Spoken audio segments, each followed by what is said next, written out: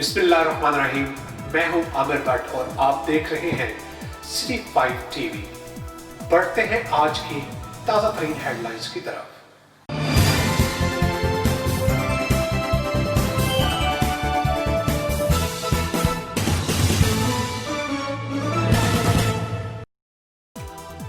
खबर शामिल करेंगे कोट अद्दू से, जहां पर चौक सरवर शहीद के गवर्नमेंट डिग्री कॉलेज के प्रोफेसर पर कातलाना हमला। कातलाना हमले में प्रोफेसर सलेमान अल वहीद शदीद जख्मी हुए, जिनको शदीद जख्मी हालत में मुल्तान के नश्तर हॉस्पिटल में मुंतकिल कर दिया गया। मजीद तफसीलात जानेंगे हमारे नुमाइंदे बाकर हुसैन से। जी बाकर हुसैन, आगाह कीजिएगा।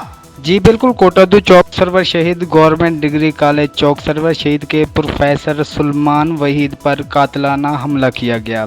हमले में प्रोफेसर सलेमान वहीद शदीद जख्मी हो गए।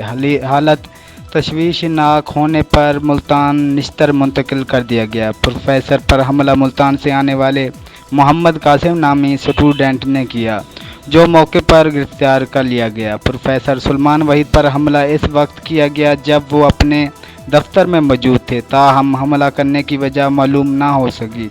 पुलिस की जानिब से मुकदमा दर्ज करके तफ्तीश का आगाज़ शुरू कर दिया गया।